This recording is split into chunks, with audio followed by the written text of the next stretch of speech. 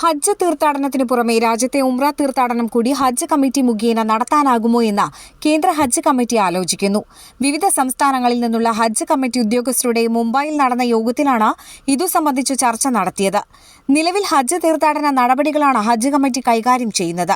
കുറഞ്ഞ ചെലവിൽ ഉംറ തീർത്ഥാടനം സാധ്യമാക്കാൻ ഏതെല്ലാം രീതിയിൽ ഹജ്ജ് കമ്മിറ്റിക്ക് ഇടപെടാമെന്നത് സംബന്ധിച്ചായിരുന്നു ചർച്ച. ഹജ്ജ് പ്രവർത്തനങ്ങൾ ഏകോപിപ്പിക്കുന്നതിന്റെ ഭാഗമായി മുംബൈയിലെ കേന്ദ്ര ഹജ്ജ് കമ്മിറ്റി ഓഫീസിൽ നടന്ന രാജ്യത്തെ ഹജ്ജ് കമ്മിറ്റി ഉദ്യോഗസ്ഥരുടെ യോഗത്തിലാണ് ഉംറ തീർത്ഥാടനം കൂടി ചർച്ചയായത്. കഴിഞ്ഞ ദിവസം മൈനോറിറ്റി മന്ത്രാലയത്തിന്റെ ആഭിമുഖ്യത്തിൽ കേന്ദ്ര ഹജ്ജ് കമ്മിറ്റി ഉദ്യോഗസ്ഥന്മാരുടെ എല്ലാ സംസ്ഥാനങ്ങളുടെയും എക്സിക്യൂട്ടീവ് ഓഫീസേഴ്സ് അടക്കമുള്ള പ്രധാനപ്പെട്ട ഹജ്ജ് കമ്മിറ്റി ഉദ്യോഗസ്ഥരുടെ യോഗം ബോംബെയിൽ വെച്ച് നടക്കുകയുണ്ടായി. അപ്പോൾ അതിൽ ചില പ്രധാനപ്പെട്ട തീരുമാനങ്ങൾ എടുക്കുകയുണ്ടായി. ഒന്ന്, കാറ്ററിംഗ് സർവീസ്. മക്കയിൽ ഭക്ഷണം പാകം ചെയ്യുകയാണ് സാധാരണ ചെയ്യാറ്. ഇപ്രാവശ്യം അത് ഭക്ഷണം വിതരണം പ്രത്യേക ഏജൻസികളെ ഏൽപ്പിക്കുന്ന രീതിയിൽ കാറ്ററിംഗ് സർവീസ് ഏർപ്പെടുത്താൻ തീരുമാനിച്ചിട്ടുണ്ട്. അതുപോലെ തന്നെ മറ്റൊരു കാര്യം, ഇപ്രാവശ്യത്തെ ഹജ്ജിന് പോകുന്ന ഹാജിമാർക്ക് അവർക്ക് ഡേറ്റും അതിൻ്റെ ഷെഡ്യൂളും പ്രഖ്യാപിച്ചു കഴിഞ്ഞാൽ ഏത് തീയതിയിലേക്ക് യാത്ര ചെയ്യണം എന്നും അതിൻ്റെ സീറ്റടക്കമുള്ള ഈ ടിക്കറ്റ് അവർക്ക് തന്നെ എടുക്കാൻ കഴിയുന്ന രീതിയിലേക്ക്, ചുരുക്കി പറഞ്ഞാൽ അവർക്ക് ഡേറ്റും ഫ്ലൈറ്റും ഒക്കെ തന്നെ തിരഞ്ഞെടുക്കാൻ പറ്റുന്ന രീതിയിലേക്ക് മാറുന്ന ഒരു സാഹചര്യം ഇപ്രാവശ്യം ഉണ്ടാവും. അതുപോലെ തന്നെ ഒരു റിസ്റ്റ് വാച്ച് രൂപത്തിലുള്ള ആപ്ലിക്കേഷൻ വയസ്സായ ആളുകൾക്ക് എല്ലാവർക്കും അത്തരം ഒരു ഉപകരണം നൽകുന്നുണ്ട്.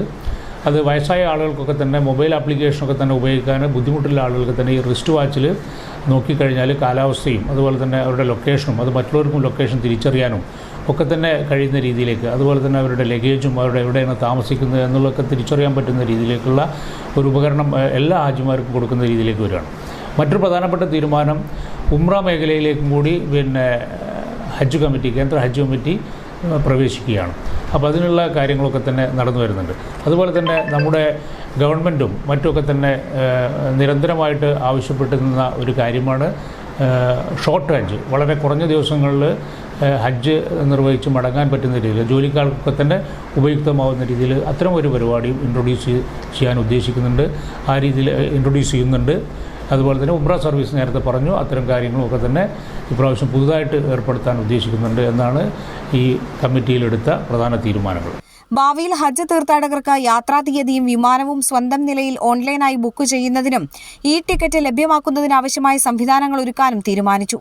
കേന്ദ്ര ന്യൂനപക്ഷ മന്ത്രാലയം സെക്രട്ടറി ഡോക്ടർ ചന്ദ്രശേഖർ കുമാർ അധ്യക്ഷത വഹിച്ച യോഗത്തിൽ ന്യൂനപക്ഷ ജോയിന്റ് സെക്രട്ടറി റാം സിംഗ്, കേന്ദ്ര ഹജ്ജ് committee chief executive officer C Shanavas തുടങ്ങിയവരും, കേരളത്തിൽ നിന്ന് ഹജ്ജ് assistant secretary Jafar K Kakkooth, nodal officer P K Assain എന്നിവരും പങ്കെടുത്തു. 20 ദിവസത്തെ ഷോർട്ട് ഹജ്ജ് പാക്കേജ്, തീർത്ഥാടകർക്കുള്ള ഭക്ഷണ വിതരണം, പ്രായമായ തീർത്ഥാടകർക്ക് ഹജ്ജ് സുവിധ ആപ്ലിക്കേഷൻ സുഗമമാക്കുന്നതിനുള്ള നടപടികൾ തുടങ്ങിയ വിഷയങ്ങളും ചർച്ച ചെയ്തു.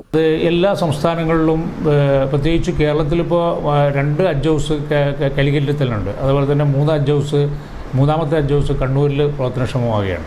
അപ്പോൾ ഇത്തരം ഹജ്ജ് ഹൗസുകൾ എല്ലായിടത്തും ഒരു ഹജ്ജ് ഹൗസെങ്കിലും ഏകദേശം എല്ലാ സംസ്ഥാനങ്ങളിലും ഉണ്ട്. ഇത്തരം സംവിധാനങ്ങളൊക്കെ തന്നെ വളരെ കുറഞ്ഞ കാലത്തെ ഈ 10, 20, 25 ദിവസത്തിൻ്റെ ഹജ്ജിൻ്റെ ഈ പീരീഡിൽ മാത്രം ഉപയോഗിക്കുന്ന രീതിയിലാണ് ഇപ്പോൾ പ്രവർത്തിക്കുന്നത്.